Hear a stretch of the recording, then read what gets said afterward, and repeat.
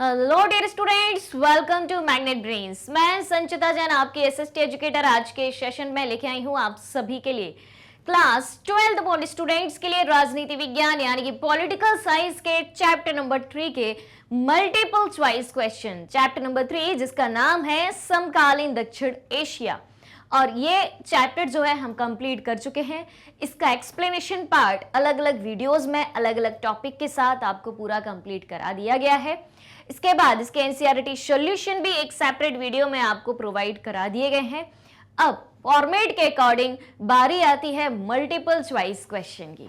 तो आज के सेशन को शुरू करने से पहले आप सभी से रिक्वेस्ट है कि जल्दी से जल्दी और ज्यादा से ज्यादा आज के इस वीडियो को आप सभी लाइक कर दें, शेयर कर दें, साथ ही साथ चैनल को सब्सक्राइब भी कर दें, क्योंकि मैग्नेट ब्रेन्स प्रोवाइड कराता है आपको क्लास 6 से लेकर क्लास 12 तक के सारे courses free of cost, high quality education के साथ, फुल्ली ऑर्गेनाइज कंप्लीट कोर्स के साथ। जी हाँ, हम आपके लिए कई सारे टॉप कोर्सेज हिंदी और इंग्लिश दोनों मीडियम में प्रोवाइड कराते हैं। सीबीएसई बोर्ड के साथ साथ MP board, UP board, Bihar board, Delhi board और राजस्थान बोर्ड के सिलेबस को भी कवर कराया जाता है। काफी सारे स्पेशल कोर्सेज भी हैं जैसे कि वैदिक मैथ्स क्रैश कोर्स और स्पोकन इंग्लिश। और इतने सारे कोर्सेज आपको एक ही जगह, एक ही सिंगल प्लेटफॉर्म पर हाई क्वालिटी एजुकेशन के साथ, फुल्ली ऑर्गेनाइज कंप्लीट कोर्स के साथ एकदम फ्री ऑफ कॉस्ट मिलते हैं। अगर आपको ई बुक्स और ई नोट्स की भी जरूरत है तो वीडियो के डिस्क्रिप्शन में उसकी लिंक दी गई है, वहां जाइए, क्लिक कीजिए, सारी चीजें सारी जानकारी के साथ आपको मिल जाएंगी। ऑलराइट, तो सभी रेडी हैं? क्या कहते हो भाई? जिसने चैप्टर पढ़ा है, हर एक वीडियो को पढ़ा है, हर एक वीडियो को बहुत अच्छे से सुना है, तो बिल्कुल मैं 100% ये बात कह सकती हूँ कि 30 के 30 क्वेश्चन के आंसर आपसे बनेंगे। अच्छा, मल्टीपल चॉइस क्वेश्चन का सेशन है तो सारे आंसर आपको कहाँ बताने हैं? कमेंट बॉक्स में। और एक काम और करना है भाई साहब, क्या करना है? पेन पेपर उठा लो, ठीक है, 1 to 30 तक की नंबरिंग कर लो, क्योंकि टोटल 30 सवाल हैं। उसके बाद 2 कॉलम और बनाना है। एक कॉलम में आपके स्वयं के आंसर होंगे, जो आंसर आपको पता है, ठीक है, आपको लगता है कि ये आंसर होगा। और दूसरे कॉलम में वो आंसर होंगे उस पर्टिकुलर क्वेश्चन के, जो आंसर यहां से आपको बताए जाएंगे।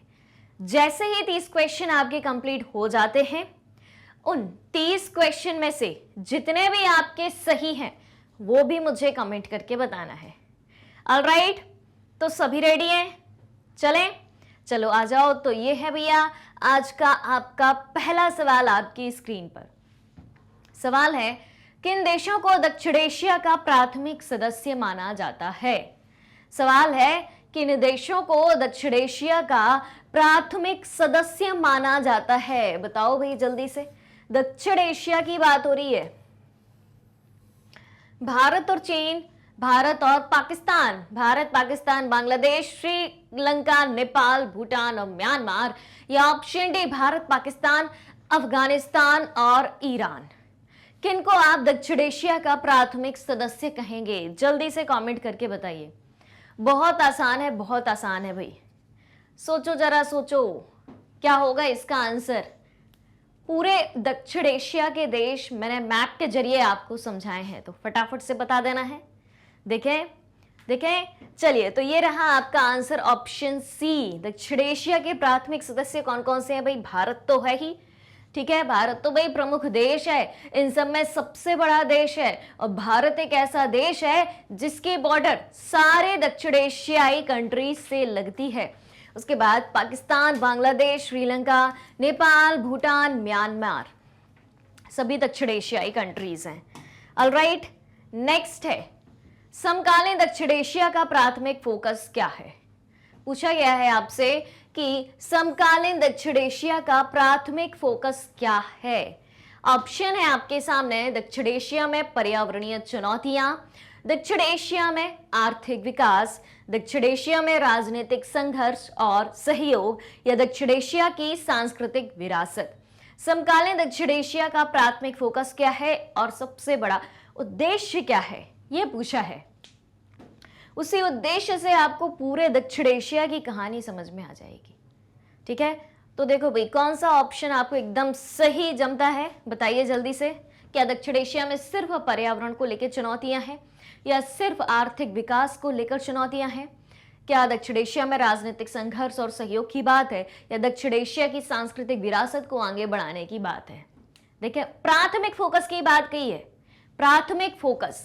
सबसे पहली बात तो ये याद रखना, वैसे आपको सारे ऑप्शन सही लग रहे होंगे, ठीक है, लेकिन प्राइमरी फोकस क्या है समकालीन दक्षिण एशिया का?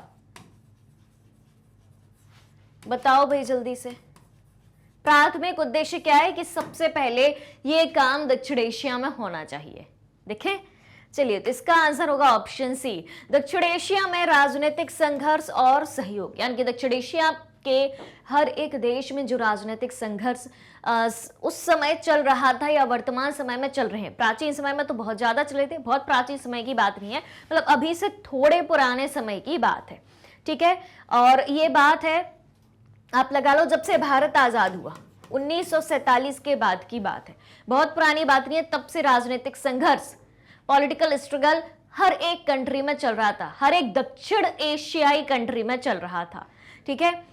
तो दक्षिण एशिया की जब हम बात करते हैं और इसके आपसी संबंधों की बात करते हैं, ठीक है, तो कहीं ना कहीं हमें सहयोग के साथ साथ इन देशों के बीच टकराव भी दिखाई देते हैं।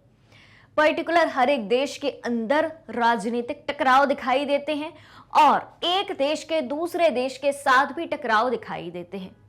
अब जैसे हम मैप में इसकी चर्चा करें दक्षिण एशियाई देशों की, तो भाई भारत के आजू बाजू ही सारे देश हैं, सारी कंट्रीज, सारी दक्षिण एशियाई कंट्रीज भारत की नेबरिंग कंट्रीज हैं, पड़ोसी देश हैं। तो भाई अगर हम अपने पड़ोसी की बात करें, आपके घर के आजू बाजू में जो भी पड़ोसी रह रहे हैं, हम उनकी बात करें, तो भाई सहयोग भी हमें उनसे मिलता है और साथ साथ उनसे हमारी कभी कभी लड़ाई भी हो जाती है, टकराव भी हो जाता है, ठीक है। तो ये बहुत आम बात है पड़ोसी देशों में भी। तो उस दौर में जब 1947 के बाद की बात करें, जब भारत आज़ाद हुआ, उसके बाद श्रीलंका 1948 में आज़ाद हुआ, फिर हमने 1948 में भारत पाकिस्तान के संघर्ष को भी देखा, उसके बाद 1965 में भारत पाकिस्तान के संघर्ष को देखा, 1962 में, 65 के पहले 62 में भारत चीन संघर्ष को हमने देखा, 1971 में हमने बांग्लादेश को लेकर भारत और पाकिस्तान के बीच युद्ध को देखा, ठीक है। तो इन देशों के बीच भी आपस में संघर्ष रहे और उन कंट्रीज के अंदर जो पॉलिटिकल विवाद थे, राजनीतिक विवाद थे, पॉलिटिकल डिस्प्यूट्स थे, उनमें भी हमने संघर्ष को देखा। जैसे कि श्रीलंका में जातीय संघर्ष को देखा। समझ में आ रही बात? अब बांग्लादेश की हम बात करें तो बांग्लादेश पहले पूर्वी पाकिस्तान था, यानी कि पाकिस्तान का हिस्सा था, उसके अंदर भी हमने संघर्ष को देखा, ठीक है। तो समकालीन दक्षिण एशिया का प्राथमिक फोकस ये था कि सबसे पहले जो दक्षिण एशिया में पॉलिटिकल स्ट्रगल यानी कि राजनीतिक संघर्ष चल रहा है उसको दूर करना है और हर एक कंट्री एक दूसरे का सहयोग किस तरीके से करें, उस सहयोग को, उस कॉर्पोरेशन को बढ़ाना है। ऑलराइट, चलिए आ जाइए आगे की बात करें। बाकी हाँ, ये तीन ऑप्शन जो हैं, ये तीन ऑप्शन मतलब इन समस्याओं का समाधान भी करना है, लेकिन हमने बात किसकी करी थी? प्राथमिक फोकस की। तो प्राइमरी रूप से हमें ये काम करना है, उसके बाद हम इन सब चुनौतियों से निपट सकते हैं। क्लियर? चलिए नेक्स्ट है, क्वेश्चन नंबर 3 है, किस दक्षिण एशियाई देश को महत्वपूर्ण आंतरिक संघर्षों और जातीय तनावों का सामना करना पड़ा है? अभी मैंने 1 मिनट भी नहीं हुआ, उसके 1 मिनट के पहले लगभग मैंने इसकी चर्चा करी थी, अगर आपने ध्यान से सुना हो तो किस दक्षिण एशियाई देश को महत्वपूर्ण आंतरिक संघर्षों और जातीय तनावों का सामना करना पड़ा है, जैसा कि इस अध्याय में चर्चा करी गई है? बता दो जल्दी से, क्या लगता है? वो देश है श्रीलंका, नेपाल, बांग्लादेश या भूटान? बताओ भाई, आंसर बताओ, पूरा कंसेप्ट आपको समझाया जाएगा। देखो भाई, मल्टीपल चॉइस क्वेश्चन का जो सेशन होता है, आपको क्या लगता है भाई, तेजी से आप आंसर बताते जाओ और आगे बढ़ते जाओ। 30 क्वेश्चन 15 मिनट में कंप्लीट कर दो, 20 मिनट में कंप्लीट कर दो, हमें सिर्फ आंसर से मतलब है। तो आप ये बताओ, सिर्फ आंसर आपने जान लिया, वो लंबे समय तक याद रहेगा? और उस आंसर बस जान लिया आपने और कंसेप्ट नहीं पता, तो आपके दिमाग में क्या उधेड़ बुन चलती कि यही आंसर क्यों है, इसके पीछे क्या राज है, इसके पीछे क्या बात होगी, है कि नहीं? तो पूरा कंसेप्ट समझो भाई हर एक क्वेश्चन का। एक तरीके से एमसीक्यू वाले सेशन के जरिए पूरे चैप्टर का रिवीजन हो जाता है और हम हर एक पहलू की बात करते हैं इस सेशन में। ऑलराइट, तो भैया लाइक शेयर करते जाना है, ठीक है।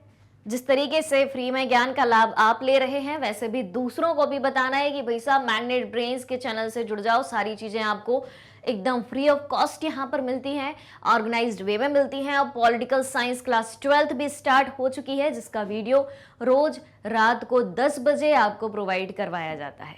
ऑलराइट, चलिए, तो किस दक्षिण एशियाई देश को महत्वपूर्ण आंतरिक संघर्षों और जातीय तनावों का सामना करना पड़ा है, जैसा कि इस अध्याय में चर्चा की गई है? श्रीलंका, नेपाल, बांग्लादेश, भूटान। आई होप कि आपने आंसर दे दिया होगा। अब हम चलते हैं आपके आंसर को वेरीफाई करने, ठीक है। चलिए, तो इसका आंसर क्या है? श्रीलंका। क्या होगा इसका सही उत्तर? श्रीलंका। अब हमने क्या देखा कि आंतरिक संघर्ष और जातीय तनावों का सामना करना पड़ा है। श्रीलंका की लड़ाई दूसरे देश से नहीं हुई, खुद के अंदर ही अंदर लड़ाई हुई है। और कैसी लड़ाई हुई है? जातीय तनावों को लेकर आंतरिक संघर्ष इनके यहां चलता रहा। चलिए, श्रीलंका चलते हैं अब अपन। लो भैया, ये बन गया श्रीलंका। कहाँ है? भारत के दक्षिण में स्थित है। यहाँ पर भारत की सीमा खत्म होती है और यहाँ से श्रीलंका चालू हो जाता है, ठीक। ये बात तो क्लियर है। तो ये अपना क्या है? ये है आपका श्रीलंका। अब श्रीलंका में दिक्कत क्या थी? दिक्कत ये थी, दो समुदाय थे यहाँ पर। अब आप कहेंगे दो क्या, भारत में तो इतनी ज्यादा कम्युनिटी है, इतने ज्यादा समुदाय हैं, श्रीलंका में दो समुदायों को लेकर ही जो है मतभेद हो गया। जी हाँ, तो ये इस पार्ट को मैंने यहाँ से सेपरेट किया है। तो ये वाला जो पार्ट है, यहाँ वाला जो पार्ट है, ये पार्ट आप जो देख रहे हैं, पूरा का पूरा पार्ट, ठीक। ये वाला जो पार्ट आपको दिखाई दे रहा है, यहाँ कौन रहता था? यहाँ कौन सी कम्युनिटी रहती थी? तो यहाँ पर मिलेगा आपको सिहली समुदाय। कौन सा? सिहली। सिहली समुदाय का क्या मतलब है भाई? सिहली समुदाय, सिहली एक भाषा का नाम है। सिहली भाषा को बोलने वाले लोग रहते थे। और ये वाला जो पार्ट है, कौन सा पार्ट? इस तरफ वाला जो पार्ट आपको दिखाई दे रहा है, यहाँ पर तमिल समुदाय के लोग रहते थे, यानी कि तमिल भाषा को बोलने वाले लोग रहते थे। अब सिहली समुदाय का क्षेत्र आपको ज्यादा दिखाई दे रहा है। जी हाँ, तो सिहली समुदाय के कितने लोग थे? लगभग 75%। लगभग 75% लोग ऐसे थे जो सिहली भाषा को बोलते थे, और बाकी के लोग जो थे तमिल कम्युनिटी के थे। इसमें से कुछ क्रिश्चियन भी थे और कुछ मुस्लिम भी थे, गिने चुने, ठीक है। तो अब सिहली समुदाय के लोग ज्यादा हैं, यानी कि बहुसंख्यक हैं। ये क्या है? संख्या में बहुत ज्यादा है। ये है बहुसंख्यक सिहली समुदाय।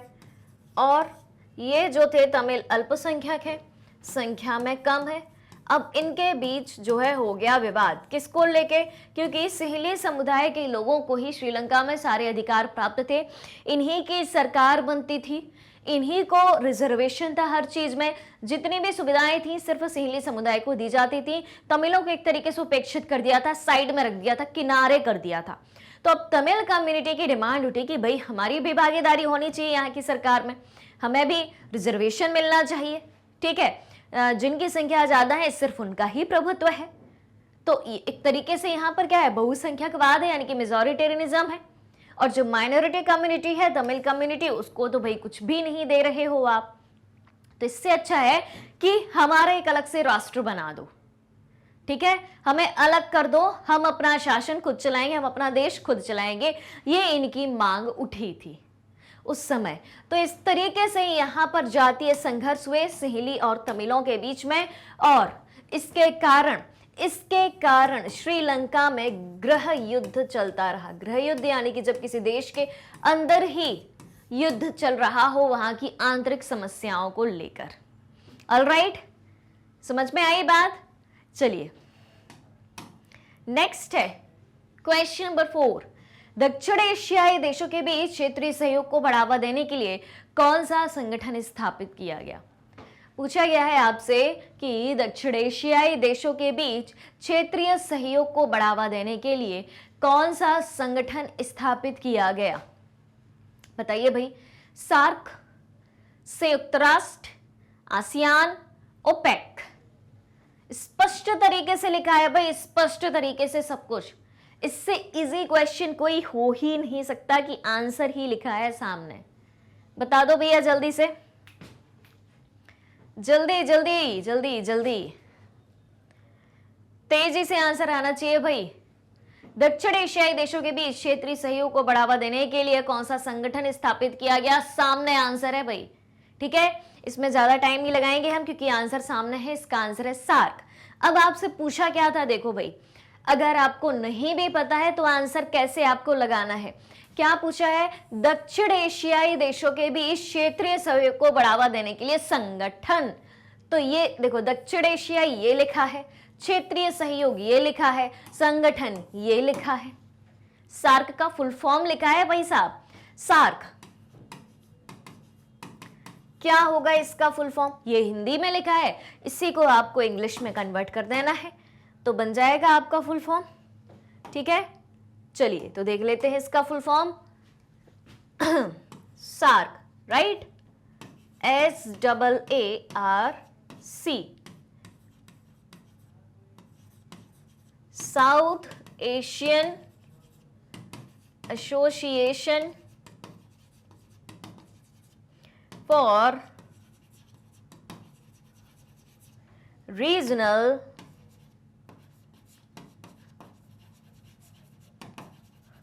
कॉरपोरेशन। क्लियर? साउथ मतलब क्या हुआ? दक्षिण हुआ। देखो भाई, याद यहीं पे करवाऊंगी मैं सब कुछ, ठीक है। दक्षिण एशियाई, देखो एसोसिएशन का मतलब हो जाएगा यहां पर संगठन, रीजनल का मतलब हो जाएगा क्षेत्रीय, और कॉरपोरेशन का मतलब हो जाएगा सहयोग। हो गई बात। तो दक्षिण एशियाई क्षेत्रीय सहयोग संगठन। क्लियर? अब इसकी स्थापना कब हुई थी? ये कौन बताएगा भाई? जल्दी बताओ, सार्क की स्थापना कब हुई थी? चैप्टर में अलग से पढ़ाया है मैंने, सार्क को अलग से पढ़ाया है। कब हुई थी? 1985 में। सार्क का मुख्यालय कहाँ है? सार्क का मुख्यालय कहाँ है? कौन बताएगा? सार्क का मुख्यालय यानी कि हेडक्वार्टर कहाँ है? कहाँ है? काठमांडू। काठमांडू कहाँ है? बताओ भाई अब जल्दी से, काठमांडू कहाँ है? काठमांडू आपको कहाँ मिलेगा? काठमांडू आपको मिलेगा भैया नेपाल में। नेपाल की राजधानी है काठमांडू। क्लियर? तो आंसर आपके सामने था। अब संयुक्त राष्ट्र तो हो नहीं सकता, आसियान हो नहीं सकता क्योंकि ये दक्षिण पूर्वी, सिर्फ दक्षिणी, दक्षिण पूर्वी एशियाई राष्ट्रों का संगठन है। ओपेक भैया पेट्रोलियम निर्यातक देशों का संगठन है जो पेट्रोल का एक्सपोर्ट करते हैं, पेट्रोल को एक्सपोर्ट करते हैं, पेट्रोल को निर्यात करते हैं। ठीक, चलिए, पाकिस्तान के साथ भारत के संबंधों के मामले में या बारे में निम्नलिखित में से कौन सा कथन सत्य है? ठीक, पाकिस्तान के साथ भारत के संबंध किस प्रकार के हैं उसके बारे में काफी सारे स्टेटमेंट दिए गए हैं, और उन स्टेटमेंट में से कौन सा स्टेटमेंट आपका सही है ये बताना है। तो भारत और पाकिस्तान के बीच कभी कोई संघर्ष या विवाद नहीं हुआ है।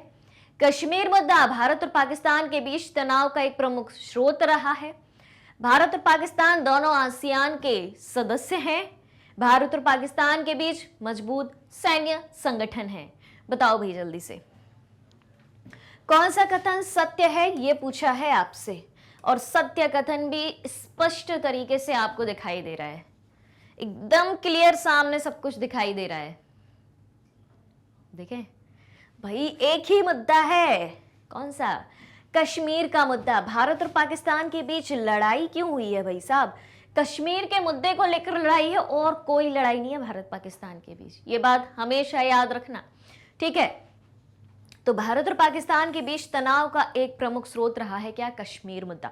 अब कश्मीर मुद्दा स्टार्ट कैसे होता है, इसकी कहानी पता है क्या आपको? बताइए भाई जल्दी से, कश्मीर मुद्दा स्टार्ट कैसे होता है, इसकी कहानी पता है आपको? क्या कहते हो? बताइए भाई, कश्मीर मुद्दा भारत आजाद कब हुआ और पाकिस्तान आजाद कब हुआ, दोनों की बता दो भाई। भारत और पाकिस्तान दोनों क्या एक ही ईयर में आजाद हुए थे? बिल्कुल हुए थे, सन 1947 में। ठीक है भाई, 1947 में मिली आजादी। अब था क्या भाई, भारत की चर्चा करते हैं। ठीक है, तो भारत में काफी सारी उस समय देशी रियासतें हुआ करती थी। ठीक है, जो पूर्ण रूप से भारत में शामिल नहीं थी। भारत भले ही आजाद हो चुका था अंग्रेजों के शासन से, लेकिन आजादी के बाद भी काफी सारी ऐसी देशी रियासतें थीं जो भारत में पूर्ण रूप से शामिल नहीं थी। वो स्वतंत्र देशी रियासतें थीं, उनके राजा महाराजा हुआ करते थे जो उन रियासतों का शासन संभालते थे। तो ठीक इसी तरीके से कश्मीर भी एक स्वतंत्र राज्य के रूप में था, एक रियासत के रूप में था। कश्मीर को पूर्ण आजादी थी, मतलब हर एक देशी रियासत को पूर्ण आजादी थी उस समय कि आप चाहें तो भारत में मिल जाएं, आप चाहें तो पाकिस्तान में मिल जाएं। लेकिन काफी सारी ऐसी रियासतें थी जिनको ना तो भारत चाहिए था ना तो पाकिस्तान चाहिए था, उनको स्वयं का खुद का आजाद शासन चाहिए था, वो किसी के अंडर में नहीं रहना चाहती थी। ठीक है, तो काफी सारी देशी रियासतों को तो सरदार वल्लभ भाई पटेल के सहयोग से भारत में विलय कर लिया गया। फिर हुआ क्या, कश्मीर की बारी आई तो कश्मीर को किस में मिला दिया गया? कश्मीर को भारत में मिला दिया गया। अब पाकिस्तान चटक गया यहाँ पे कि भाई साहब, जब पूर्ण रूप से आजादी है कि जो रियासत जहां मिलना चाहती है वहां मिला दो, तो कश्मीर को भारत में ही क्यों मिलाया गया? और भी रियासतें हैं, कश्मीर ही क्यों, कश्मीर हमें क्यों नहीं दिया गया? बात आ रही समझ में? तो बस अब यहां से हो जाती है जंग चालू, और यहीं से जंग चालू होती है। और 1947-48 के दौरान भारत पाकिस्तान के बीच संघर्ष होता है। 1965 के दौरान भारत पाकिस्तान के बीच संघर्ष होता है। ठीक है, किसको लेके? कश्मीर मुद्दा, सिर्फ और सिर्फ एक बात, कश्मीर मुद्दा। और आज भी जो कुछ हो रहा है भारत और पाकिस्तान के बीच, जो भी जंग जारी है, किसको लेकर है? कश्मीर मुद्दा। क्लियर? चलिए नेक्स्ट है, क्वेश्चन नंबर 6 है, कौन सा दक्षिण एशियाई देश अपनी बौद्ध विरासत और तीर्थ स्थलों के लिए जाना जाता है?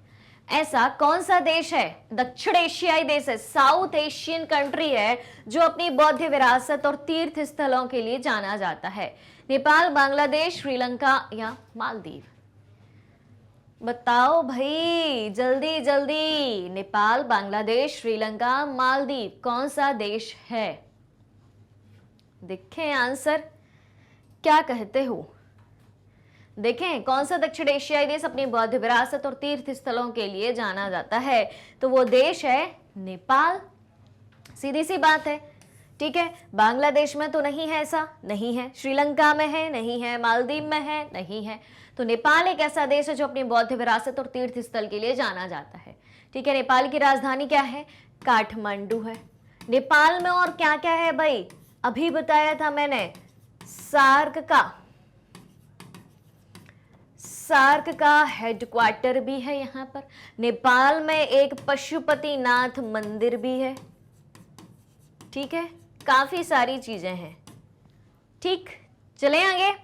नेक्स्ट क्वेश्चन नंबर 7, भारत और बांग्लादेश के बीच जल विवाद के पीछे मुख्य कारण क्या है? बताओ भाई जल्दी से। भारत और पाकिस्तान के बीच में जल विवाद को लेकर, जल विवाद के पीछे क्या कारण है? पर्यटन राजस्व के लिए प्रतिस्पर्धा, मतलब टूरिज्म से जो रेवेन्यू जनरेट होता है उसके लिए कंपटीशन है क्या भारत और पाकिस्तान के लिए, भारत और बांग्लादेश के बीच में? ठीक है, क्योंकि जब विवाद की बात आती है ना तो भारत और पाकिस्तान ही याद आते हैं दक्षिण एशियाई देशों में। तो इसके लिए भारत बांग्लादेश की बात हो रही है। फिर बंगाल की खाड़ी में मछली पकड़ने का अधिकार, ऐसा कुछ है क्या? क्योंकि देखो भाई, ये है आपका भारत, यहां है आपकी बंगाल की खाड़ी, ये क्या है भाई? ये आपकी बंगाल की खाड़ी, और यहां पर आपको क्या मिल जाएगा? मिट गया भाई। हाँ, यहां पर आपको क्या मिल जाएगा? एक मिनट। हाँ, यहां पर क्या मिल जाएगा? बांग्लादेश मिल जाएगा। ठीक है, तो बंगाल की खाड़ी में मछली पकड़ने के अधिकार को लेकर क्या कोई विवाद है कि भारत कहता नहीं ज्यादा मछलियां हम पकड़ेंगे, बांग्लादेश कहता है नहीं ज्यादा मछली हम पकड़ेंगे, या नदी जल का बंटवारा, या कुछ सीमा विवाद है, बॉर्डर डिस्प्यूट है? बताइए भाई जल विवाद के पीछे का कारण, अब जल कहाँ होगा, आपको नदी में मिलेगा, तो नदी जल के बंटवारे को लेकर है। कौन कौन सी नदियां?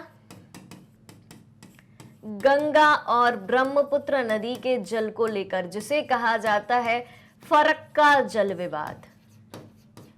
क्या कहा जाता है? फरक्का जल विवाद कहा जाता है।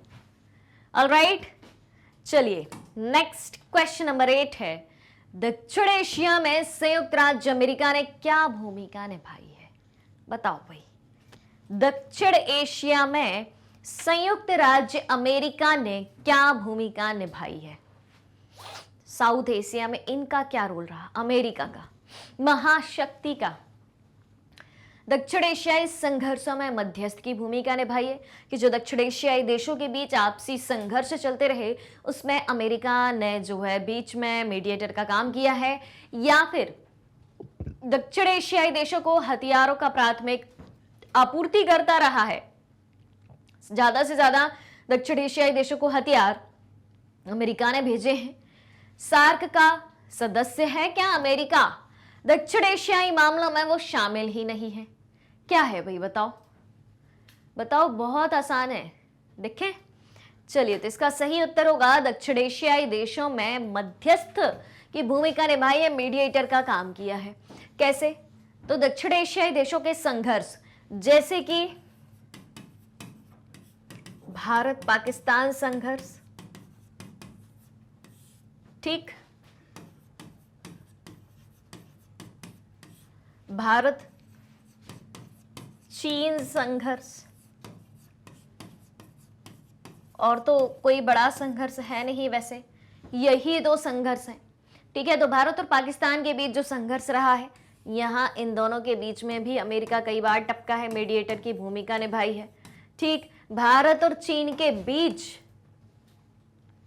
भी कौन रहा है भाई? अमेरिका रहा है। और जबकि अमेरिका की हम बात करें किसके साथ? पाकिस्तान के साथ और चीन के साथ, तो भैया मित्रता इनकी बहुत अच्छी चलती है। ठीक है, अमेरिका चीन और पाकिस्तान को सपोर्ट करता रहा है और करता भी है। ठीक है, तो आपको क्या लगता है कि इसकी जो मीडिएटर की भूमिका है अमेरिका की दक्षिण एशियाई देशों के संघर्ष के बीच में, वो सही है या नहीं? मुझे कमेंट करके बताना है। ऑलराइट, चलिए, तो लाइक शेयर बराबर से हो रहा है या नहीं? अगर नहीं हो रहा है तो सबसे पहला काम करना है, लाइक करना है, शेयर करना है, और अगर अभी तक चैनल को सब्सक्राइब नहीं किया है तो तेजी से चैनल को सब्सक्राइब भी करना है, क्योंकि मैग्नेट ब्रेन्स पर आपको सारी चीजें फुल्ली ऑर्गेनाइज्ड वे में कंप्लीट कोर्स के साथ एकदम फ्री ऑफ कॉस्ट प्रोवाइड कराई जाती हैं। ऑलराइट, चलिए क्वेश्चन नंबर 9 है, दक्षिण एशिया में सार्क संगठन का क्या महत्व है? सवाल है, दक्षिण एशिया में सार्क संगठन का क्या महत्व है? इसने सभी क्षेत्रीय विवादों का सफलतापूर्वक समाधान किया है। यह दक्षिण एशियाई देशों के बीच आर्थिक सहयोग और क्षेत्रीय एकीकरण को बढ़ावा देता है। यह केवल क्षेत्र में सैन्य संगठनों पर केंद्रित है, या ऑप्शन डी, यह मुख्य रूप से पर्यावरणीय मुद्दों से संबंधित है। तो सार्क संगठन की इंपॉर्टेंस दक्षिण एशिया में बतानी है, जिसका आंसर है ऑप्शन बी।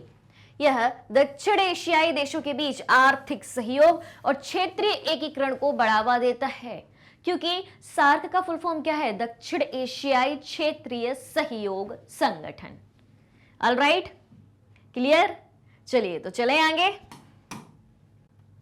चलिए, क्वेश्चन नंबर 10 है, कौन सा दक्षिण एशियाई देश सैन्य तख्तापलट और सरकार में बार बार बदलाव सहित राजनीतिक अस्थिरता का शिकार रहा है?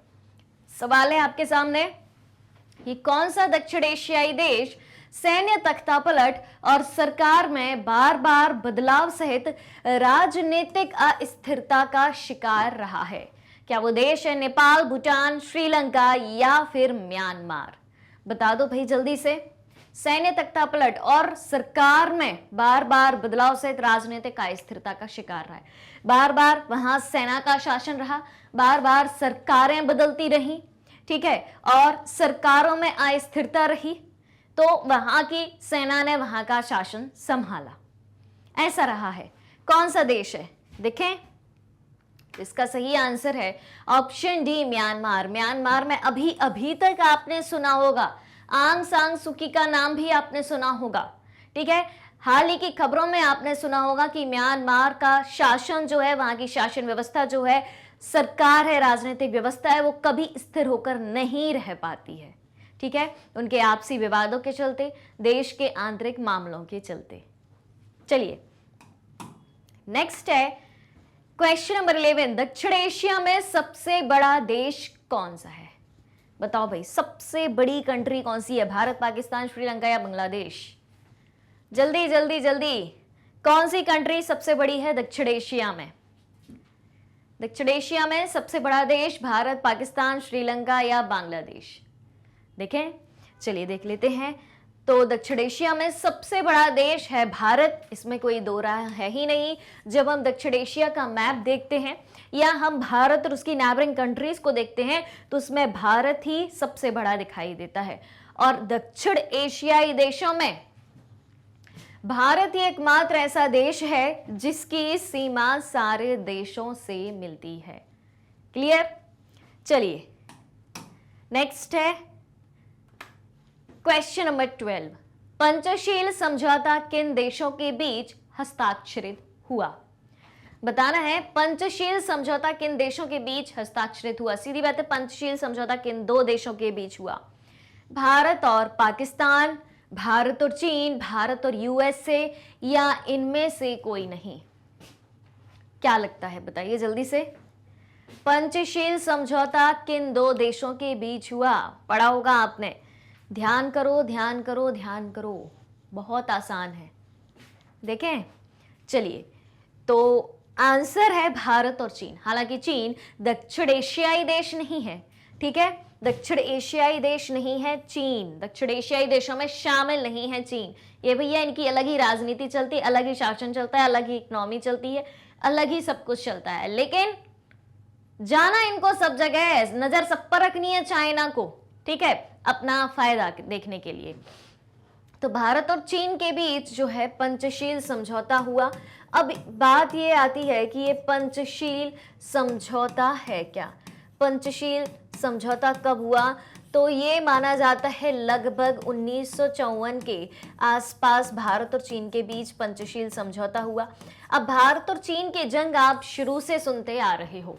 आखिर भारत और चीन के बीच जंग क्यों है? भारत और चीन के बीच जंग क्यों है भाई? भारत का पड़ोसी देश है चीन, बॉर्डर मिलती है, मिलती है। ठीक है भाई, तो बात ही ऐसी है कि जो हमारा जम्मू कश्मीर वाला क्षेत्र है, और जम्मू कश्मीर वाले क्षेत्र में एक क्षेत्र आपने सुना होगा अक्साई चीन। ठीक है, अक्साई चीन। ऊपर की बात करें, जम्मू कश्मीर क्षेत्र की बात करें, और खासतौर से अब लद्दाख की हम बात करें, क्योंकि जम्मू कश्मीर और लद्दाख दो अलग अलग यूटी बन चुके हैं।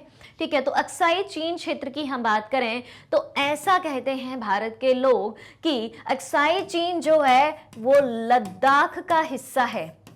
किसका हिस्सा है? लद्दाख का हिस्सा है। यहां भारत और चीन की पहले मैं जंग के बारे में बताऊंगी, फिर समझौते के बारे में बाद में बताऊंगी। ठीक है, तो ये जो भारत और चीन की जंग है उसके बारे में मैं आपको बता रही हूँ।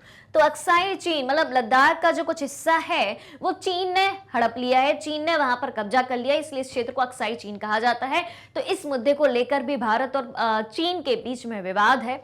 और अरुणाचल प्रदेश की बॉर्डर से जो हिस्सा लगता है वहां भी चीन अपना कब्जा जमाए हुए है। ठीक है, तो इसलिए भी भारत और चीन के बीच क्या है? लड़ाई है। अब इनके बीच विवाद काफी समय से चले आ रहे हैं, प्रेजेंट में भी विवाद हुआ है। तो इसी के लिए, इन सब विवादों से निपटने के लिए 1954 में कौन था तब? जवाहरलाल नेहरू का शासन था भारत में। मतलब यही प्राइम मिनिस्टर थे तब, first prime minister of India Jawaharlal Nehru. तो जवाहरलाल नेहरू के शासनकाल में भारत और चीन के बीच हुआ पंचशील समझौता। 5 बातें कही गई। ठीक है, कि हमें एक दूसरे का राजनीतिक सहयोग करना है, आर्थिक सहयोग करना है, एक दूसरे से हमें लड़ाई नहीं करनी है, सीमा विवादों को खत्म करना है। ठीक है, जरूरत पड़े तो एक दूसरे के साथ खड़े रहना है, युद्ध जैसी स्थिति क्रिएट नहीं करनी है। ये तमाम सारी बातें पंचशील समझौता के तहत हुई थी। लेकिन बाद में क्या हुआ, बाद में क्या हुआ, 1962 में भारत चीन युद्ध आपने सुना है? क्या कहते हो भाई? 1962 में आपने भारत चीन युद्ध सुना है? भारत चीन युद्ध, तो भैया पंचशील समझौता तो 1954 के आसपास हो चुका था। समझौते में बातें कही गई थी, ठीक है कही गई थी, लेकिन फिर भारत चीन युद्ध 1962 में क्यों हुआ? वो समझौते में जो बातें कही गई थी वो कायम क्यों नहीं हुई भारत और चीन के बीच में? तो सुनो भाई, अब हुआ क्या कि भैया चीन को तो दुनिया पर कब्जा करना है, ठीक है, तो अब जो तिब्बत है, तिब्बत के हिस्से पर ये कब्जा करने लगे। तो तिब्बत के लोगों ने और दलाई लामा ने भारत से मांगी शरण, ठीक है, शरणार्थी बनकर ये आए, रिफ्यूजी बनकर ये आए, ठीक है। तो भारत ने दे दी शरण तिब्बत के कुछ लोगों को और साथ ही साथ दलाई लामा को भी। दलाई लामा जिनके धर्म गुरु हैं, बौद्ध धर्म के धर्म गुरु हैं, तो उनको दे दी शरण। अब भाई चीन ने ये कहा कि हम तो भाई दोस्त हैं और हम तिब्बत से लड़ाई लड़ रहे हैं, आप तिब्बत के लोगों को शरण दे रहे हो। तो भैया चीन ने कर दिया भारत पर आक्रमण और हो गया युद्ध तिब्बत के कारण, भारत और चीन का। तो भाई भारत के जो भी युद्ध हुए, पाकिस्तान का तो भाई भारत और पाकिस्तान का आपसी मामला है। जैसे 1962 का भारत चीन युद्ध है, किसके कारण हुआ? तिब्बत के कारण। भारत ने भलाई करना चाहिए, युद्ध हो गया। उसके बाद भारत का पाकिस्तान के साथ जो 1971 वाला युद्ध हुआ था, ठीक है, वो कश्मीर के मुद्दे को लेकर नहीं था, वो बांग्लादेश के मुद्दे को लेकर था, क्योंकि बांग्लादेश के लोगों को भी भारत ने शरण दी। तो भारत तो शरण दे रहा है और युद्ध का शिकार हो रहा है, मतलब भलाई का जमाना नहीं है, सीधी सी बात ये है, ठीक है। तो क्लियर हो गई कहानी अब पूरी की पूरी। चलिए नेक्स्ट है, राष्ट्रीय पंचायत किस देश की संसद है? दक्षिण एशियाई देशों के नाम 4 ऑप्शन में आपको दिखाई दे रहे हैं और यह पूछा है कि राष्ट्रीय पंचायत किस देश की संसद है, किस देश की पार्लियामेंट का नाम है राष्ट्रीय संसद, राष्ट्रीय पंचायत। बता दो भाई, राष्ट्रीय पंचायत या हम इसको नेशनल पंचायत भी कह सकते हैं, ठीक है, नेशनल पंचायत किस देश की पार्लियामेंट है? बांग्लादेश, भूटान, नेपाल या पाकिस्तान? देखें, चलिए तो देख लेते हैं इसका आंसर। तो राष्ट्रीय पंचायत है नेपाल की पार्लियामेंट का नाम है। देखो हर एक देश की पार्लियामेंट का अपना नाम होता है। जैसे कि हम बात करें रूस की पार्लियामेंट को क्या कहते हैं? ड्यूमा कहते हैं, ठीक है। भारत की संसद को संसद ही कहते हैं, मतलब भारत की पार्लियामेंट का नाम ही संसद है। लेकिन जो नेपाल की संसद है उसका नाम राष्ट्रीय पंचायत है। ऐसी अलग अलग कंट्रीज की अलग अलग पंचायत है, क्लियर, सॉरी अलग अलग संसद है इनका नाम अलग अलग है। क्वेश्चन नंबर 14 है, निम्न में से किस देश में लोकतांत्रिक तथा सैनिक दोनों तरह का शासन रहा है? सवाल है, निम्न में से किस देश में लोकतांत्रिक तथा सैनिक दोनों तरह का शासन रहा है? पाकिस्तान में, बांग्लादेश में, श्रीलंका में या का और खा दोनों में? बताओ भाई, लोकतांत्रिक शासन भी रहा और सैनिक शासन भी रहा, पाकिस्तान, बांग्लादेश, श्रीलंका या ए और बी दोनों? बहुत आसान है, तो चलिए ये है ऑप्शन डी, का और खा दोनों, पाकिस्तान और बांग्लादेश दोनों जगह लोकतांत्रिक और सैनिक शासन रहा है। तो बांग्लादेश तो भैया कब बना था? बांग्लादेश बना था 1971 में। पाकिस्तान कब बना था? 1947 में, मतलब 1947 में ये आजाद हो गया था जब भारत आजाद हुआ था, क्योंकि भारत और पाकिस्तान पहले एक थे, फिर हुआ था 1947 में विभाजन, ये भाई साहब हो गए थे अलग, मतलब भारत अलग पाकिस्तान अलग, सीधी सी बात है। लेकिन अब मुद्दे की बात ये है कि 1971 में बांग्लादेश बना तो पहले किसका हिस्सा था? पहले भाई साहब पाकिस्तान का ही हिस्सा था। और 1971 के पहले बांग्लादेश को कहा जाता था पूर्वी पाकिस्तान। क्या कहा जाता था? पूर्वी पाकिस्तान कहा जाता था, क्योंकि अगर हम बात करें तो ये रहा अपना भारत, भारत के इधर क्या है? पाकिस्तान। ये कौन सी दिशा है? ये है पश्चिम दिशा, और बांग्लादेश किधर है? ठीक है, बांग्लादेश आपको मिलेगा इधर पूरब में। ठीक, तो इसको पश्चिमी पाकिस्तान कहा जाता था, इसको पूर्वी पाकिस्तान कहा जाता था। फिर हुआ युद्ध हुआ भारत और पाकिस्तान के बीच बांग्लादेश के मुद्दे को लेके, बांग्लादेश को एक अलग देश बना दिया गया। तो जब तक जो है 1971 के पहले तक दोनों एक थे। तो पाकिस्तान में तो जब देखो तब सेना का शासन लग जाता है। तो जब दोनों एक ही थे, मतलब पाकिस्तान ही था ओवरऑल, पूर्वी पाकिस्तान और पश्चिमी पाकिस्तान मतलब एक देश ही था, तो यहां पर इन दोनों देशों में लोकतांत्रिक और सैनिक दोनों तरीके का शासन रहा है। क्लियर?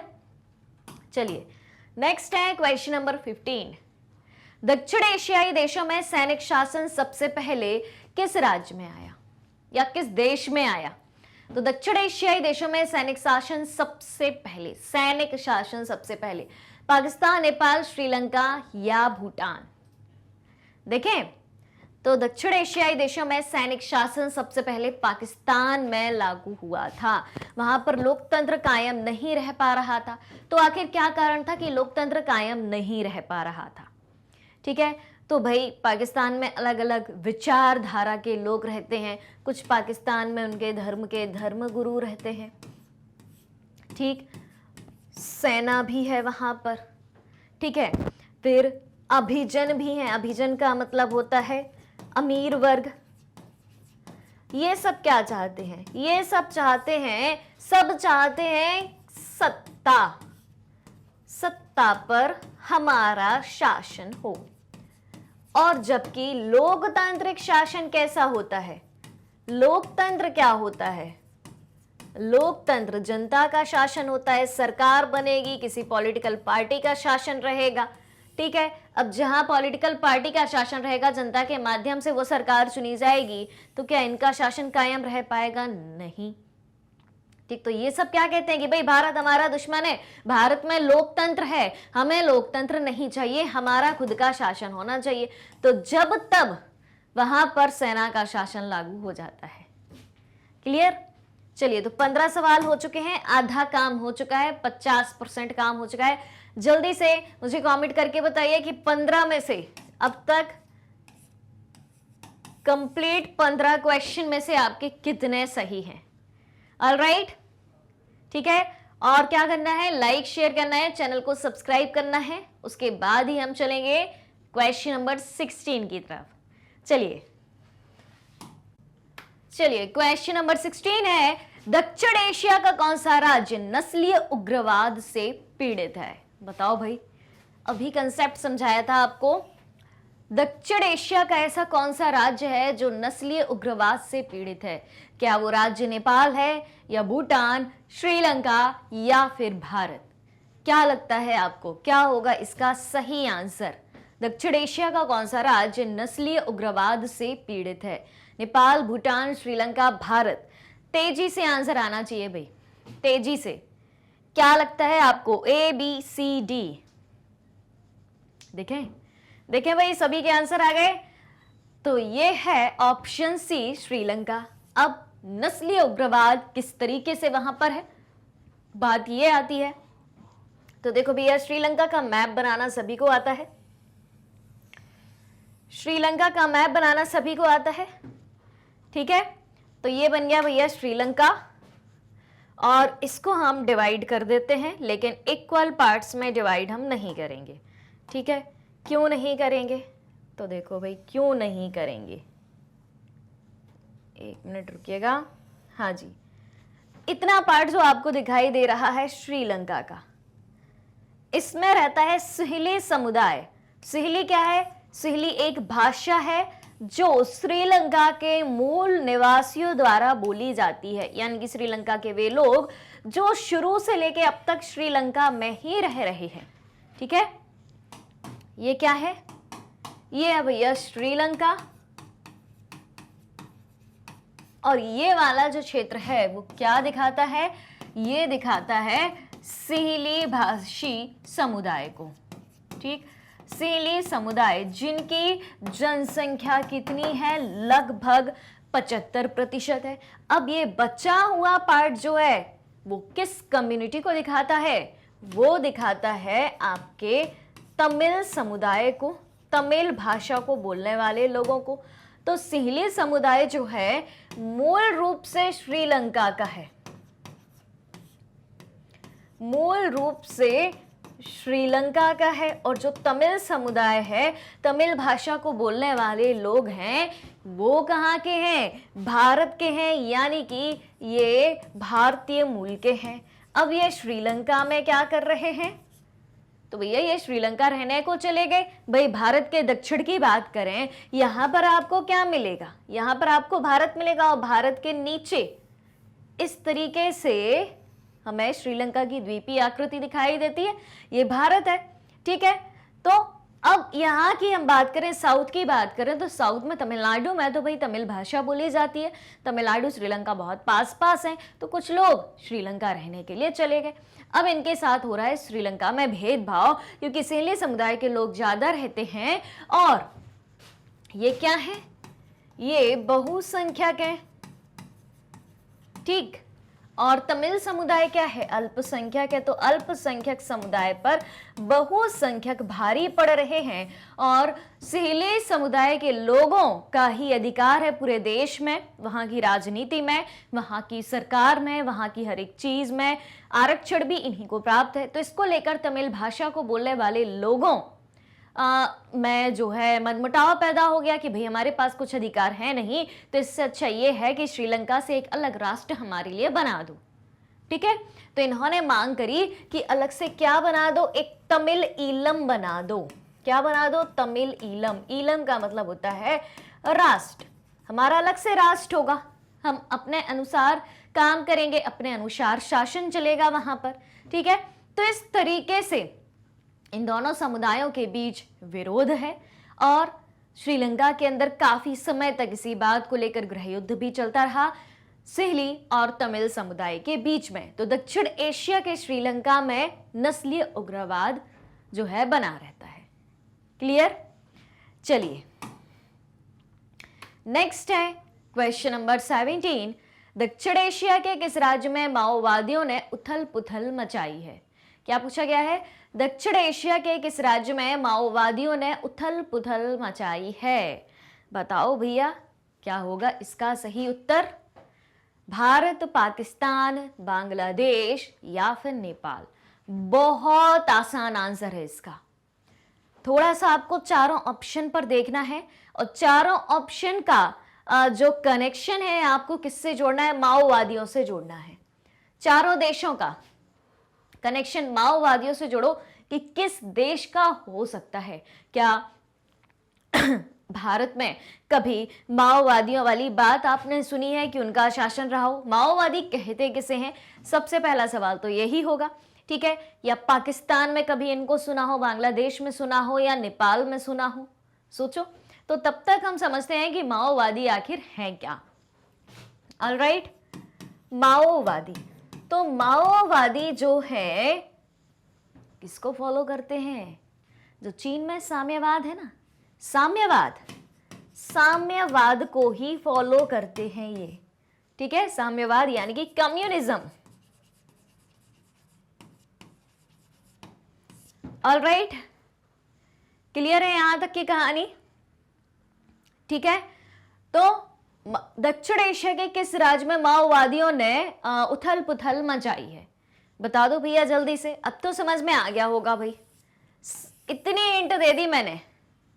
इन्हीं के जैसी विचारधारा होती है, ये भी निजी संपत्ति का जो है विरोध करते हैं, सरकार के अधिकार की ये बात करते हैं, और एक तरीके से इनका तानाशाही रवैया होता है। कैसा रवैया होता है? तानाशाही रवैया होता है। लोकतंत्र को ये मानते नहीं हैं, साम्यवादी व्यवस्था के अनुसार ही ये चलते हैं। ठीक है, तो देखिए अब तो आंसर पता हो गया होगा। अब आंसर पता हो गया भैया, क्या होगा? क्या होगा? तो आंसर होगा आपका नेपाल। ठीक है, चीन नेपाल पास पास है। क्लियर हो रही है बात? चलिए, किस राज्य में संविधानवाद की पावनता से बार बार खिलवाड़ किया जाता है? ऐसा दक्षिण एशिया का कौन सा राज्य, कौन सा राष्ट्र या कौन सा देश है जहां पर संविधानवाद की पावनता से बार बार खिलवाड़ किया जाता है? भारत, पाकिस्तान, बांग्लादेश या फिर श्रीलंका? क्या होगा सही उत्तर? किस राज्य में संविधानवाद की पावनता से बार बार खिलवाड़ किया जाता है? बताइए भैया जल्दी से, तेजी से आंसर आना चाहिए, तेजी से। क्या कहते हैं भाई, कौन सा देश है भाई? भारत में ऐसा हुआ है कभी कि संविधान को किनारे रखकर कुछ दूसरा काम किया गया हो? पाकिस्तान में हुआ है, बांग्लादेश में, श्रीलंका में, और बार बार आए दिन ये समस्या वहां दिखाई देती हो। देखें, चलिए, तो इसका आंसर होगा पाकिस्तान। कैसे होगा? तो भैया पाकिस्तान को आप लोकतांत्रिक देश तो कह सकते हैं। देखो भाई, जहां लोकतंत्र होता है वहां संविधान होता है, सीधी सी बात है, ठीक है। अब पाकिस्तान में कभी भी लंबे समय तक लोकतंत्र कायम नहीं रह पाया, एक बात यह है, ठीक है। तो क्या हुआ? सैन्य शासन बार बार आया। अब सैन्य शासन बार बार क्यों आया और लोकतंत्र के खिलाफ क्यों वो बात करते हैं? क्योंकि पाकिस्तान में रहने वाले जो भी धर्मगुरु हैं, जो भी वहां की सेना है, ठीक है, या वहां के जो भी अभिजन है, अभिजन का मतलब क्या होता है? अमीर वर्ग, वो नहीं चाहते कि लोकतंत्र का शासन हो, डेमोक्रेसी हो, डेमोक्रेटिक सिस्टम हो। अगर डेमोक्रेटिक सिस्टम होगा तो उनको भी उस सिस्टम के अंदर रहना होगा, मतलब उसके प्रेशर, उसके क्या कहना चाहिए, उसके अंडर में रहना होगा, ठीक है। वो लोकतंत्र से आगे बात नहीं कर सकते, लोकतंत्र से ऊपर उठ के बात नहीं कर सकते जहां लोकतंत्र होगा। अब वहां पर चाहिए सबको अपना शासन, चाहे पाकिस्तान के धर्मगुरु हो, चाहे पाकिस्तान की सेना हो, चाहे पाकिस्तान का अमीर वर्ग हो। और जबकि लोकतंत्र क्या बात करता है? लोकतंत्र बात करता है इक्वालिटी की, लोकतंत्र बात करता है क्या? जनता के शासन की। अब लोकतंत्र होगा अगर, तो क्या इन सब की चल पाएगी? नहीं चल पाएगी। तो पाकिस्तान की जनता से कहते हैं कि देखो, भारत हमारा शत्रु है, भारत में लोकतंत्र है, पर हमारे लिए लोकतंत्र अच्छा नहीं है क्योंकि भारत में लोकतंत्र है। ये लॉजिक देते हैं, जबकि इन्हें चाहिए क्या? खुद का शासन चाहिए। तो जब तब वहां लोकतंत्र को दरकिनार कर दिया जाता है और किसका शासन आ जाता है? सैन्य शासन आ जाता है। कई बार तख्ता पलट हुआ है पाकिस्तान में, और ऐसा तख्ता पलट हुआ है कि हमेशा लोकतंत्र की वहां पर हमें हार दिखाई देती है और सैन्य शासन जब तब लग जाता है। ऑलराइट, तो लोकतंत्र से खिलवाड़ है यानी कि संविधान से खिलवाड़ है, सीधी सी बात है। वही पूछा गया कि संविधानवाद की पावनता से बार बार खिलवाड़ किया जाता है, जबकि संविधान जिस देश में बन गया, जिस देश में एक बार संविधान द्वारा बनाए गए कानूनों के अनुसार शासन चलने लगा, तो हर बार वैसा ही शासन चलता है। लेकिन भाई पाकिस्तान संविधान से ही खिलवाड़ कर देता है। सोचो, हम भारत में रहते हैं, ध्यान से सुनना, भारत में डेमोक्रेसी है, कॉन्स्टिट्यूशन भी है, संविधान भी है। क्या कभी आपने सुना है कि भारत की सेना ने या भारत के किसी धर्मगुरु ने या किसी भारत के अमीर वर्ग ने संविधान के खिलाफ कुछ बोला हो? हमारे यहाँ संविधान के खिलाफ बोलना भी जुर्म माना जाता है और उसको सजा भी मिलती है। लेकिन पाकिस्तान में तो भाई आए दिन कोई भी कुछ भी कर रहा है, इसलिए तो पाकिस्तान तरक्की नहीं कर पा रहा है, ठीक है। वहां की राजनीतिक व्यवस्था, पॉलिटिकल सिस्टम हमेशा हिला हुआ रहता है। ऑलराइट, चलिए नेक्स्ट है, सिलोन किस देश का पुराना नाम है? बहुत अच्छा सवाल है, इंपॉर्टेंट सवाल है और बहुत आसान सवाल है। बता दो भाई, दक्षिण एशियाई देशों के नाम चारों ऑप्शन में आपके सामने दिए गए हैं और आपसे पूछा गया है कि इनमें से किस देश का पुराना नाम क्या है? सिलोन है, ठीक है। हर देश का पुराना नाम भी रहा है। तो भाई हाँ, आज एक काम और करना, यहां से बात उठी है तो अब बात दूर तक जाएगी। कहां तक जाएगी? अब जितनी भी कंट्रीज के पुराने नाम खोज पाए आपको खोज के लाना है, ठीक है। और फिर मुझे कल बताना है, कल की क्लास में बताना है। और अगर अभी आपको पता है, अभी आप खोज पाए तो अभी कमेंट करके बताना है, ठीक है। चलिए, तो सिलोन किस देश का पुराना नाम है? आंसर आया? चलिए चेक करते हैं। सिलोन नाम है श्रीलंका का। ऑल राइट, चलिए अब आपको क्या करना है कि जितने भी कंट्रीज के आपको पुराने नाम पता चल पाए उनके पुराने नाम पता करने हैं। चलिए नेक्स्ट है क्वेश्चन नंबर 20। शेख मुजीबुर रहमान का संबंध किस देश से है? शेख मुजीबुर रहमान का संबंध किस देश से है? भारत से, बांग्लादेश से, अफगानिस्तान से या फिर म्यांमार से? बताइए जल्दी से। शेख मुजीबुर रहमान का संबंध किस देश से है? भारत, बांग्लादेश, अफगानिस्तान या म्यांमार?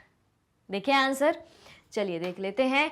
तो शेख मुजीबुर रहमान का संबंध है बांग्लादेश से, और बांग्लादेश का निर्माता, बांग्लादेश का कर्ता धर्ता शेख मुजीबुर रहमान को ही कहा जाता है।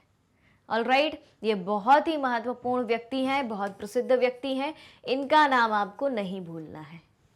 बांग्लादेश के निर्माण में मुख्य भूमिका रही है शेख मुजीबुर रहमान की।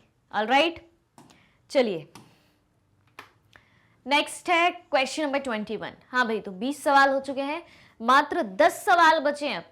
ठीक है, तो जल्दी से चेक करके बताइए कि लाइक शेयर बराबर से हुआ है या नहीं हुआ है। नहीं हुआ है तो फौरन आपको लाइक करना है, शेयर करना है, और अगर अभी तक आपने चैनल को सब्सक्राइब नहीं किया है तो सबसे पहले चैनल को सब्सक्राइब कर देना है, क्योंकि सारी चीजें आपको यहाँ पर एकदम free of cost, fully organised way में कंप्लीट कोर्स के साथ प्रोवाइड कराई जाती हैं।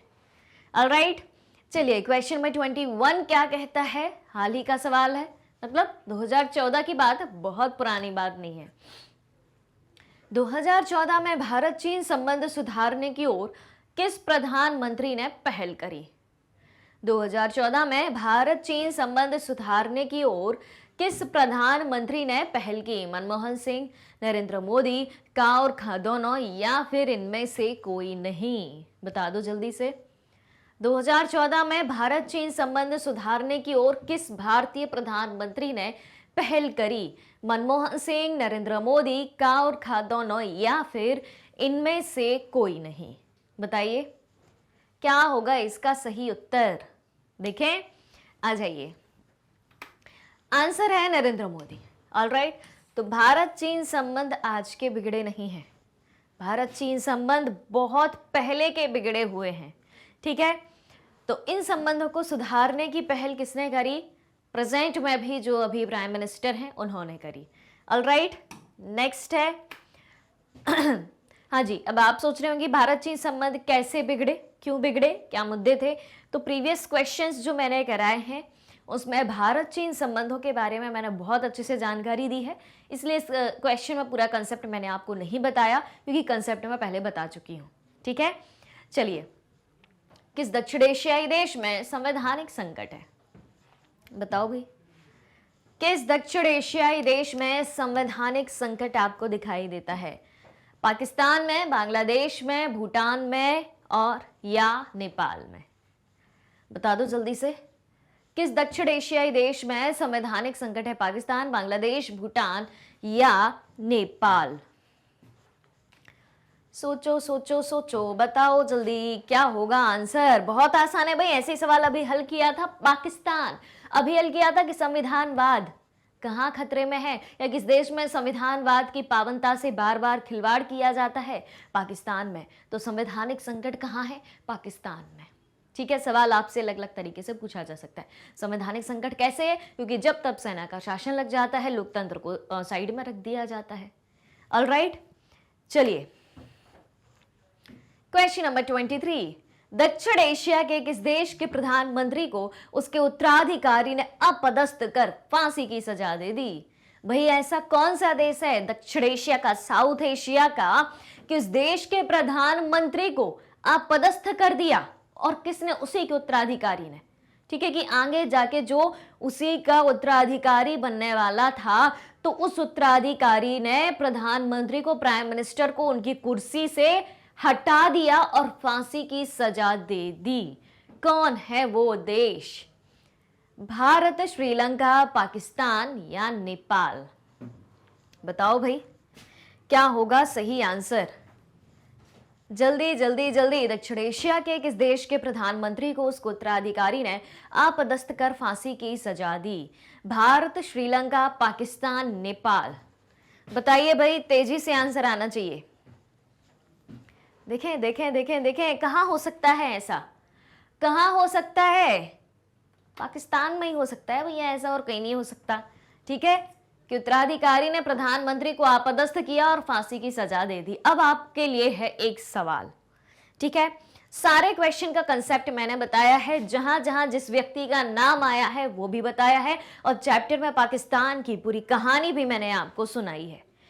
अब ये जो सवाल है, क्वेश्चन नंबर 23 है, इसमें जो पूछा गया है कि प्रधानमंत्री को उसके उत्तराधिकारी ने आपदस्थ कर फांसी दी, तो वो कौन सा प्रधानमंत्री था?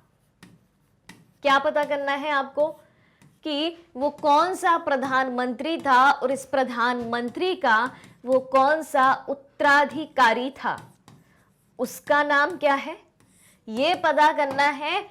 और क्यों आपदस्थ एवं फांसी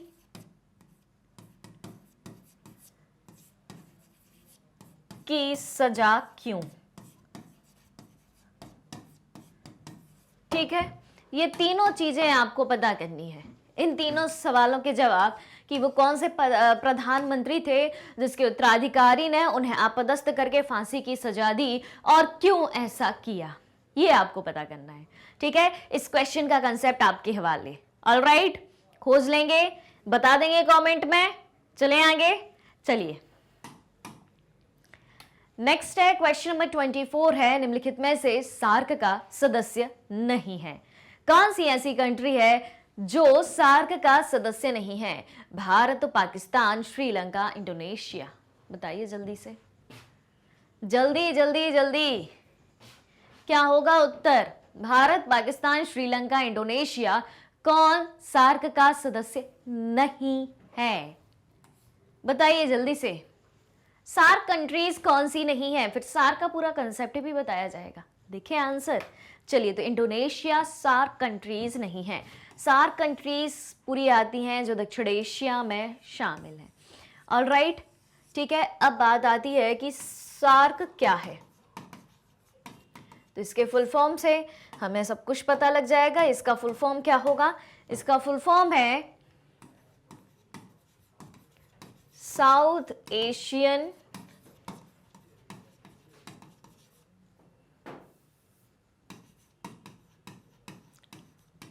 एसोसिएशन फॉर रीजनल कॉरपोरेशन। ठीक है, तो इसको हम क्या कहेंगे कि दक्षिण एशियाई देशों का क्षेत्रीय सहयोग संगठन। अब इसकी स्थापना कब हुई थी?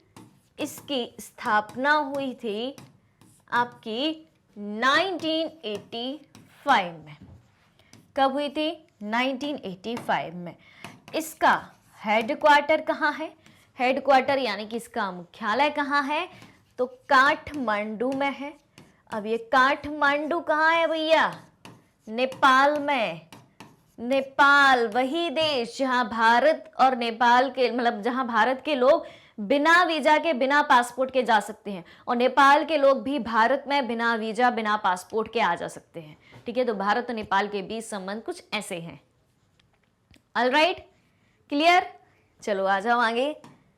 नेक्स्ट है क्वेश्चन नंबर 25। भारत परमाणु अप्रसार संधि पर हस्ताक्षर क्यों नहीं करता? भारत परमाणु अप्रसार संधि पर हस्ताक्षर क्यों नहीं करता? अप्रसार संधि, क्योंकि भारत परमाणु बमों का प्रसार चाहता है, इसलिए वह इसे भेदभावपूर्ण मानता है, या गुटनिरपेक्षता की नीति प्रभावित होगी इससे, या फिर इनमें से कोई नहीं? बता दो जल्दी से। क्वेश्चन नंबर 25, आंसर आना चाहिए, तेजी से आना चाहिए।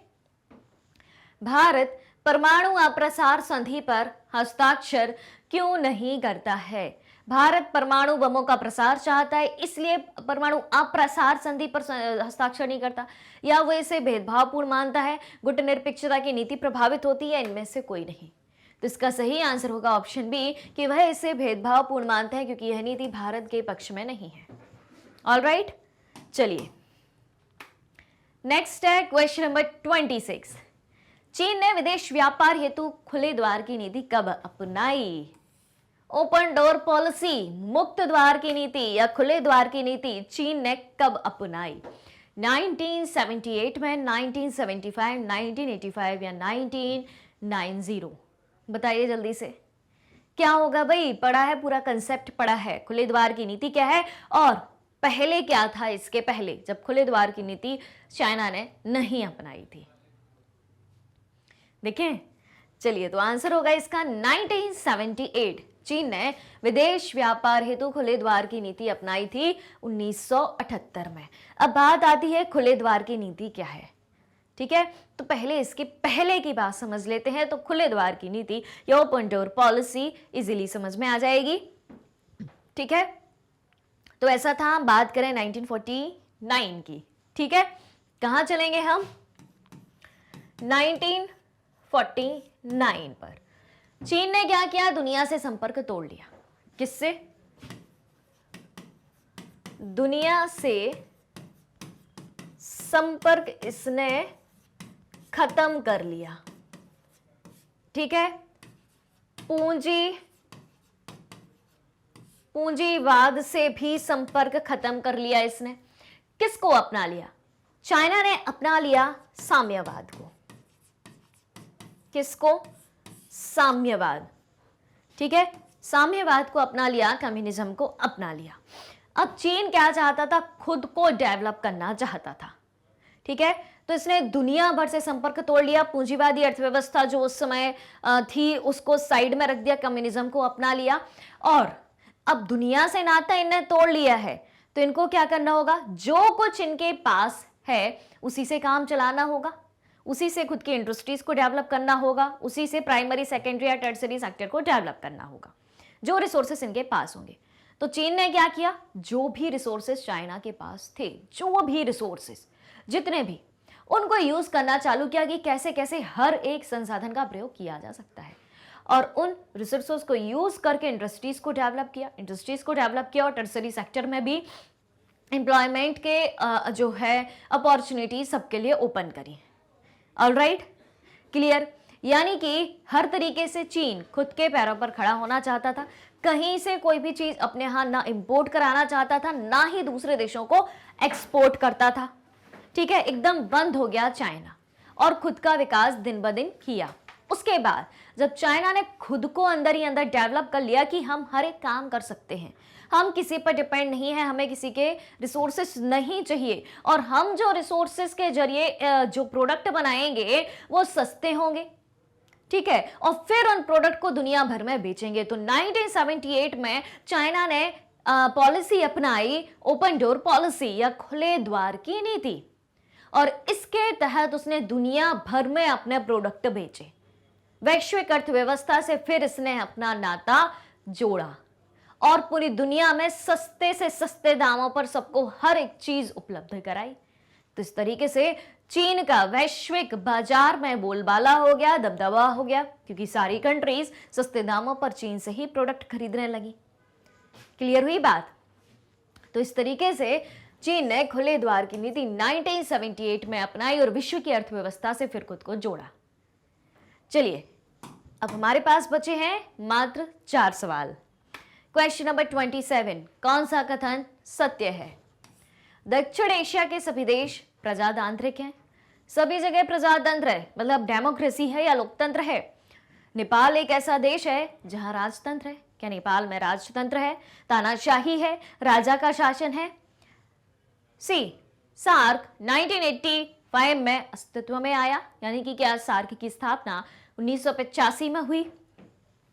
भूटान एक गणतंत्र है। क्या भूटान में गणतंत्र है? क्या कहते हो? क्या सही है ये पूछा है, मतलब कोई 3 स्टेटमेंट गलत होंगे।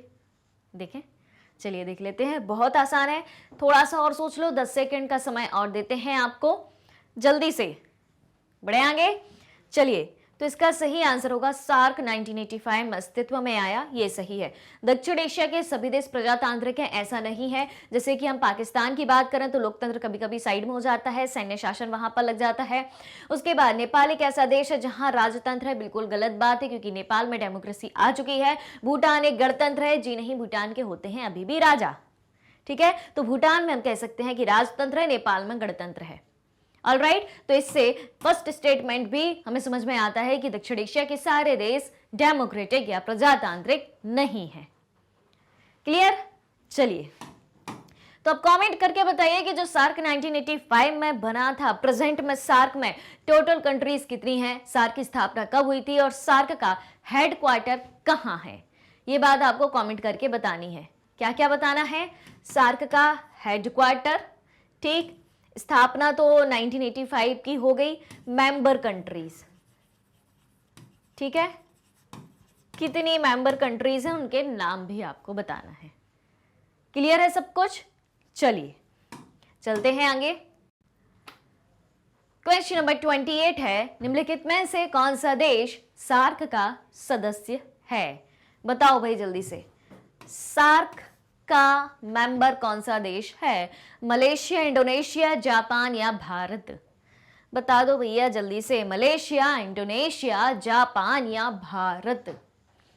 क्या लगता है आपको सार्क का सदस्य कौन सा है? मतलब 3 कंट्रीज ऐसी हैं जो सार्क की मेंबर नहीं है, तो भारत इसका सदस्य है। अब जापान, इंडोनेशिया, मलेशिया ये तीनों नहीं है किसमें शामिल? सार्क में, ठीक है। चलिए नेक्स्ट है 29, भारत और बांग्लादेश के बीच फरक्का समझौते पर हस्ताक्षर कब हुआ? फरक्का समझौता, अब आएगा मजा, जल्दी से बताइए। सेकंड लास्ट क्वेश्चन है, पूरा कंसेप्ट भी आपको समझाया जाएगा। भारत और बांग्लादेश के बीच फरक्का समझौता पर हस्ताक्षर कब हुए? 1967 में, 1971 में, 1996 में या 2000 में? बताइए बताइए बताइए जल्दी से। देखें तो इसका सही आंसर होगा ऑप्शन सी 1996 में। कब? 1996 में। अब फरक्का क्या है और फरक्का समझौता क्या है इसकी चर्चा करते हैं। तो गंगा नदी का नाम सभी ने सुना है, बिल्कुल सुना है, ठीक है भैया, गंगा नदी, ठीक। अब गंगा नदी, भारत और बांग्लादेश से क्या लेना देना? गंगा नदी का, गंगा मैया का भारत और बांग्लादेश से क्या लेना देना है भैया? लेना देना। तो गंगा नदी का उद्गम स्थान आपको पता है, गंगोत्री हिमानी से निकलती है, गौमुख से निकलती है, ठीक है, भारत में बहती हुई बांग्लादेश में भी जाती है। तो बिहार और बंगाल की बॉर्डर पर बना है क्या? बिहार और बंगाल की बॉर्डर पर क्या बना है? फरक्का बैराज। क्या बना है? फरक्का बैराज बना है।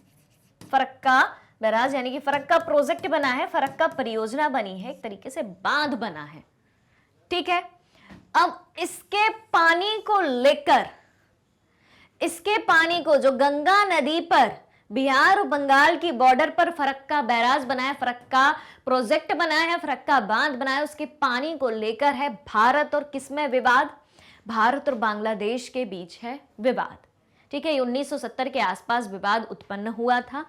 अब 1996 में हुआ समझौता इस विवाद को लेकर कि भारत को उस फरक्का बैराज से कितना पानी मिलेगा और बांग्लादेश को फरक्का बैराज से कितना पानी मिलेगा।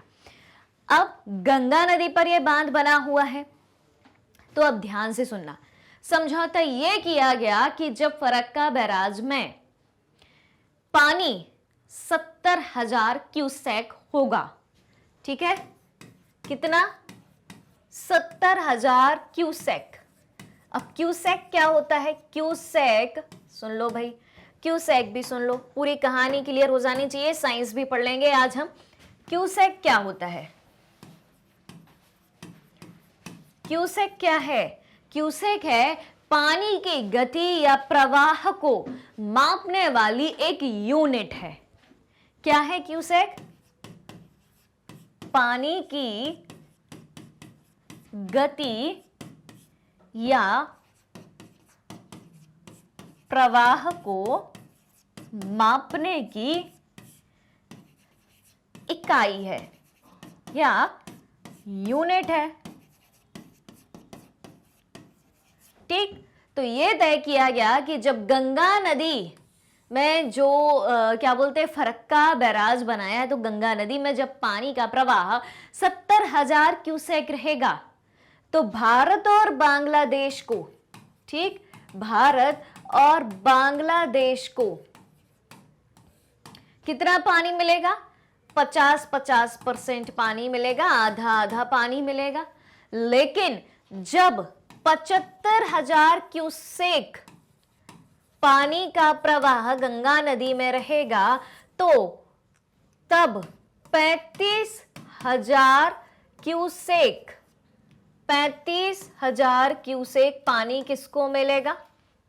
35,000 किसको मिलेगा? एक तरीके से किसको मिलेगा?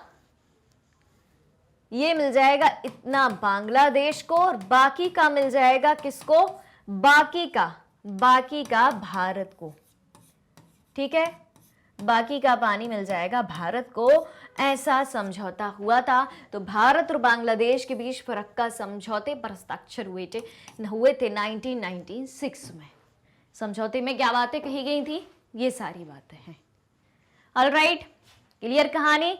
चलिए चलते हैं आज के आखिरी सवाल की तरफ। बांग्लादेश को भारत ने कब मान्यता दी? बता दो भैया, कब बना बांग्लादेश? सीधी बात यह है 1965, 1970, 1971, 1972। बताओ भाई, बहुत आसान आंसर है, बहुत आसान। इसका कंसेप्ट पिछले चैप्टर में भी हमने पढ़ा था, इसमें भी जल्दी से बता दो। 30 सवाल अपने कंप्लीट और आप बता देंगे आपका रिजल्ट। देखें, चलो भैया। तो 1971 में बांग्लादेश को भारत ने मान्यता दी थी।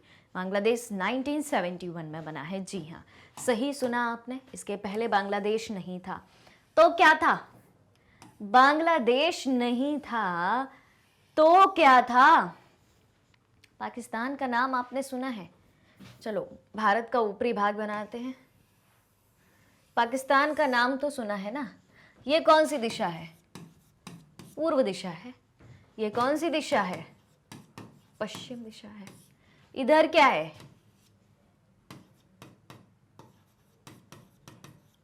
पाकिस्तान है। इधर क्या है? बांग्लादेश। ये क्या है?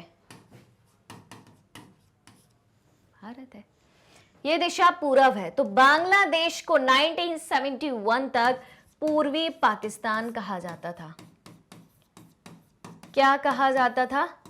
पूर्वी पाकिस्तान कहा जाता था, क्योंकि बांग्लादेश 1971 तक पाकिस्तान का ही हिस्सा था। पूरब दिशा में होने के कारण पूर्वी पाकिस्तान कहा जाता था। अब पूर्वी पाकिस्तान और पश्चिमी पाकिस्तान के बीच हुआ विवाद। विवाद क्यों हुआ? क्योंकि यहाँ के लोगों की संस्कृति अलग थी, भाषा अलग थी, रहन सहन, खान पान, बोली वाणी, धर्म कर्म, रीति रिवाज सब कुछ अलग था। और पश्चिमी पाकिस्तान अपनी भाषा उर्दू, अपना कल्चर, अपना रिलीजन यहाँ पर थोपना चाहता था। ये यहाँ के लोगों को मंजूर नहीं था। तो पाकिस्तान ने इस पर हमला बोला और यहाँ के लोगों ने भारत से मांगी शरण। भारत ने दी शरण। ठीक है, भारत ने दी यहाँ के लोगों को शरण अपने यहाँ। क्लियर हो रही है कहानी? तो पाकिस्तान को ये बात बुरी लगी और पाकिस्तान ने क्या किया? भारत पर हमला बोल दिया। और फिर हुआ क्या? भारत पाक युद्ध। भारत पाक युद्ध 1971 हुआ। इस कारण से हुआ था, बांग्लादेश की समस्या के कारण। और उसके बाद बना था फिर बांग्लादेश, पाकिस्तान से अलग होकर। ठीक है, ये पूरब में था तो इसको पूर्वी बांग्लादेश एक तरीके से कहा गया, और बाकी का हिस्सा जो हमारे यहाँ आता था तो वो इस तरफ आता है, इस तरफ पश्चिम दिशा है, तो इसको क्या कहा गया? पश्चिम बंगाल कहा गया। Clear concept? चलें फिर चलते हैं। 30 क्वेश्चन आपके कंप्लीट हो चुके हैं। अब मुझे जल्दी से कमेंट करके आप बता दीजिए कि 30 में से आपके कितने नंबर ऑफ क्वेश्चन सही हैं। ऑलराइट, चलिए, तो ये काम आपको जल्दी से कर देना है और अब हम चलते हैं और मिलते हैं अगले चैप्टर के साथ। ये चैप्टर यहीं पर फिनिश हो गया, सब काम हो गया इस चैप्टर का। ठीक है, अब हम पढ़ेंगे चैप्टर नंबर 4। क्या पढ़ेंगे? इंटरनेशनल ऑर्गेनाइजेशन, अंतर्राष्ट्रीय संगठनों के बारे में पढ़ेंगे। तो नोटिफिकेशन बेल आइकन को जल्दी से प्रेस कर दीजिए ताकि जैसे ही नेक्स्ट वीडियो आता है उसका नोटिफिकेशन आपको मिल जाए और तुरंत ही आप हमारे साथ जुड़ जाएं। तो अगर आप हमारे डेली के लाइव सेशन और रिकॉर्डेड सेशन से जुड़ना चाहते हैं, सारी चीज़ें उपलब्ध हैं मैग्नेट ब्रेन्स के यूट्यूब चैनल, वेबसाइट और एप्लीकेशन पर। मैग्नेट ब्रेन्स इंडिया का number 1 100% free online education platform है। इसके अलावा अगर आप ई बुक्स और ई नोट्स भी चाहते हैं, उसकी लिंक भी वीडियो के डिस्क्रिप्शन बॉक्स में दी गई है, वहाँ से आप अवेल कर सकते हैं। काफ़ी सारे टॉप कोर्सेज हैं हमारे पास, इंग्लिश और हिंदी दोनों मीडियम में। सीबीएसई बोर्ड के साथ दिल्ली, बिहार, यूपी, एमपी और राजस्थान बोर्ड के सिलेबस को भी कवर कराया जाता है। काफ़ी सारे स्पेशल कोर्सेज भी हैं जैसे कि वैदिक मैथ्स क्रैश कोर्स और स्पोकन इंग्लिश, और इतने सारे कोर्सेज आपको एक ही जगह, एक ही सिंगल प्लेटफॉर्म पर हाई क्वालिटी एजुकेशन के साथ, फुली ऑर्गेनाइज कंप्लीट कोर्स के साथ एकदम फ्री ऑफ कॉस्ट कराए जाते हैं। मैग्नेट ब्रेन्स यूट्यूब के अलावा अदर सोशल मीडिया प्लेटफॉर्म जैसे कि Facebook, Instagram, Twitter, Telegram, WhatsApp पर भी है। आप हमें यहाँ भी फॉलो कर सकते हैं, यहाँ से भी सारी जानकारी प्राप्त कर सकते हैं। तो आज के सेशन को ज़्यादा से ज़्यादा लाइक और शेयर करते हुए चैनल को सब्सक्राइब भी करना है। हमारे साथ बने रहिए, जुड़े रहिए, पढ़ते रहिए, खुश रहिए। Thank you so much.